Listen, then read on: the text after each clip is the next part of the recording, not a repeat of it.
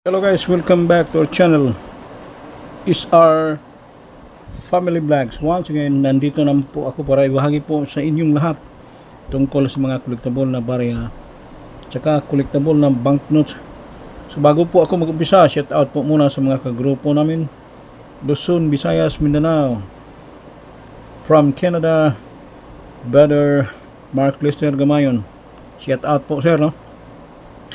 Mga kabisayan diha sa Cebu City, LA Cebu City, Alopis Labangon. Dagang salamat sa pagtuo sa channel namo, no. Yun lang mutuo, no. Okay lang pag hindi mutuo, wala namang problema. Kasi ang amo dire para maibahagi sa inyong lahat, no. Wala po kaming after makakapira dito. Hindi po kami basta-basta nagba-vlog dito na kailangan pa follow and share. Depende po sa inyo yan.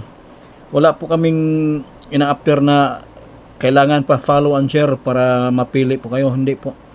Kasi pagkukontent ni Sir SR para dagdag na po kaalaman sa inyong lahat, no. Lalo sa mga baguhang kolektor. So yan na po, no. So umpisa na po natin guys, no, para maintindihan po sa inyong lahat.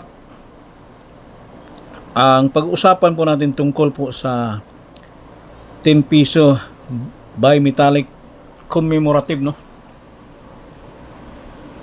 Ito guys, itong klaseng commemorative guys, no, General Luna, no. So, sobrang pinagkaguluhan na talaga dyan sa FB, no. Sa Motsari na yung mga presyo, 5,000 umabot na sa 8,000, no. So mga baguhan, maniwala kayo sa hindi. Ito po guys ay common lamang, no. Marami po ito sa sirkulasyon sa ngayon, no. Huwag po kayo basta-basta magtiwala o umaasa sa mga vlogger, lalo na dyan sa FB. Puro bili, wala namang pinapatunay na nabili, no. Puro proof of buying, hindi naman totoo. Puro scripted, no. Sa amin dito guys, nagbibigay lamang ng mga good information para sa inyong lahat, no? Para hindi po masisira yung coin industry natin, no. Shout out po sa lahat ng mga legendary collector. Sana magkaisa po tayo, no. Wag po tayo magdadaig sa mga mga bulaan vlogger. Na mga ganitong klaseng barya patuloy na binibili nila, no. So ito guys, pag walang error sa amin lang, talagang napaka-common, no. Napakadami. Hindi po namin binibili guys pag mga ganito. So ang value nito guys, same face value, no. Only 10 piso. Wala pong additional value sa ngayon, no. Huwag po kayo basta-basta maniwala dyan. Pag mga ganitong frame o complete series o complete commemorative, nandito na po lahat, no. Hindi po kami nagmamayabang dito. Yung amin dito for sharing, no. Yan lang po, no. Sa 1 piso commemorative, 5 kinds of 1 piso commemorative, no. Complete series.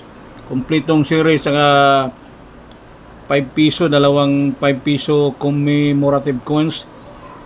Liti Gold Landing, saka Bagong Bayani. Ito, maraming nang kaguluhan dyan, no. Sobra, grabe. Huwag po kayo basta-basta maniwala sa mga misleading information, no. Wala pong katotohanan yan guys, no. Yung amin dito, for sharing lang. Pag mga ganitong buong frame, yan ang may halaga guys, no.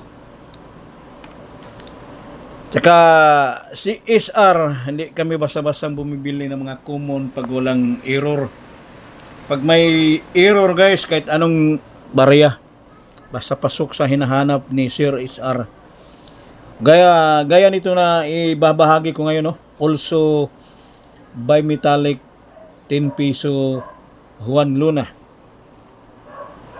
Ito po guys, ang binibili po namin. Patuloy po namin binibili. Intindihin nyo pong buong video. Tatapusin nyo pong buong video, lalo na sa mga baguhan. Yung walang kaalam-alam, dapat dito na po kayo manonood, no. Kasi ginagawa namin for sharing, dagdag kaalaman sa inyong lahat. Ito po, kung bakit binibili namin, no. Iisa-isahin ko muna, no. So, sumuna natin, no, para malinaw sa mga viewers, no. Bakit binibili namin ang mga ganitong klaseng 10 piso, no? Yan, oh. Gaya nito, CAD error, no? O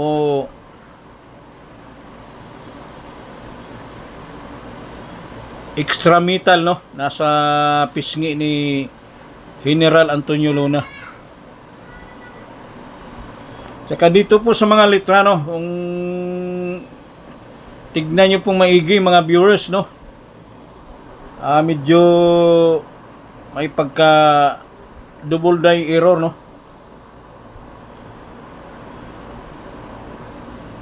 Para medyo malinaw, no? Ayusin natin ng mabuti para makikita sa mga viewers, no? Yan po. Malinaw na, no? May kunting doubling, no? Sa mga litra.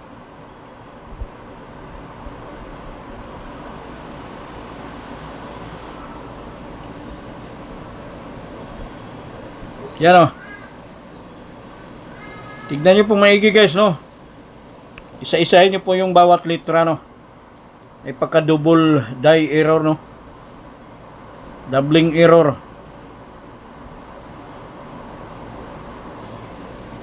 Medyo hindi malinaw yung ano. Lipat natin sa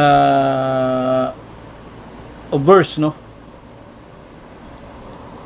O gaya nito, gaw. Also, extra metal na sa mukha ng kabayo, no? Yan ay error po yan. Pasok po sa hinahanap namin. Halos multi error na po to, guys, no? Tsaka tignan nyo pong maigi yung mga bawat litra, no? Yan, napakagandang kolektahin itong mga ganitong klaseng error, guys, no? May pagka double die o yung bawat litra. Yan, oh. Tsaka sa taas, ano, dangal, tapang at dignidad, no? Sa letter A may double die, also letter P. Yan. Yan, pasok po sa hinahanap namin yan, no? Pero hindi namin sinasabi na libo-libo, ha. 5,000, no? Depende po sa seller. Pag magkasundo po tayo, pasok sa hinahanap namin, no? Mga ganitong error, pasok po sa hinahanap ni Sir SR. Lalo na mga ganitong klaseng words, no? Napaka-madalang lang po ito mahanap, lalo sa mga baguhan, no? So, compare natin sa isang barya para maintindihan talaga sa mga baguhan, no? So, yan, naka-zoom na yan, guys, no? Yun. Ito po ang common, no? Talagang mababasa nyo talaga, no? Bayani ng digmaan laban sa Estados Unidos. Tapos yung isa, ito po ay error, no? Yan, halos hindi na mababasa, guys, no? Sobrang struck na, guys, no? O mint error. Napakagandang error, no? Super rare. Ito ang mga rare na barya, no? Yan, oh, para malinaw sa mga viewers, oh. Super double die error saka bawat litra. Ito. Yan. Tapos baliktarin natin, oh. Tarin natin ulit, oh. Kung alin talaga magkaiba nila sa lahat. Tsaka dito sa may rim, no? Sa baba ng braso, no? Medyo may extra metal din, no? Kumukurba na yung ano, rim niya, no? Ito ay normal. Bilog na bilog, no? Ito po ang error, ha? Yung kanina, yung double die, no? Yan. Huwag kayo basta-basta maniwala na mga ganitong common na umabot ng 5,000 to 8,000 na dyan. Sus Mariusip. Kawawa ang mga viewers dyan. Nga. Follow and share para mapili. Sus Mariusip. Naku po. Huwag po kayo basta maniwala guys. No? Puputi ang uwak kung mapili kayo. Totoo yan. Si SR hindi basta-basta bumili ng ganitong common. Kasi kami siya common lang. Dami na kaming inaalok dyan. Wala namang bumibili. Hindi nagre-reply oh. Yan nila piraso yan oh. Puro one loan na oh. Tapos puro bili. Wala namang pinakitang nabili. Kami puro alok. Marami naman kaming koleksyon. Paano yan? Sino bang totoong kolektor? Yan guys, mga viewers. Sus. Imulat yung mga mata ninyo, no? Huwag kayong basa-basa maniwala o umaasa. Yan. Sus, ilang piraso? Almost 32 piraso. One luna. Palagi kong inaalok dyan. Hindi naman sila bumibili. Hindi nga nagre-reply. Yan lang po guys, no? Sana mga viewers. Kaya basta-basta umaasa. Dapat aasahan natin yung sarili natin. Focus tayo sa trabaho.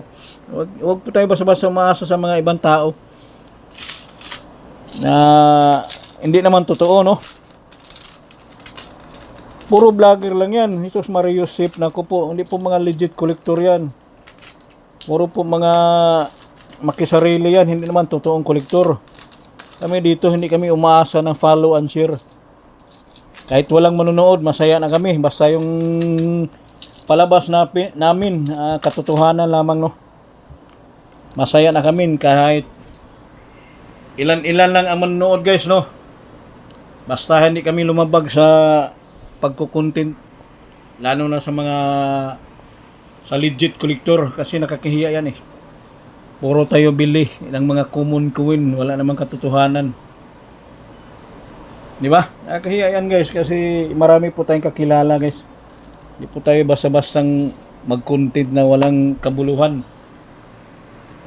Sana mga baguhan o mga yung nagbabalak mag coin collector, no po kayo Sus Mario, huwag magkopya-kopya ng mga ganyang vlog. Sus Mario, dumagdag pa kayo ng sakit ng ulo ng mga viewers. Sobrang kalituhan na sa mga barya, no? Wala namang katotohanan, puro bili. Wala pong katotohanan guys, sa totoo lang, no? Kami ay nagbibigay lamang ng magandang impormasyon para sa inyong lahat, hindi para sa amin, no?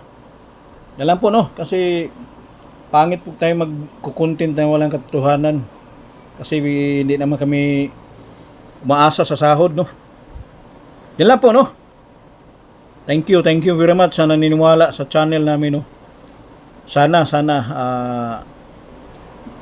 palagi kayong manonood dito.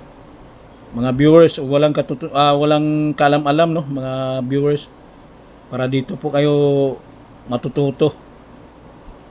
Yan lang po. Maraming salamat sa inyong lahat.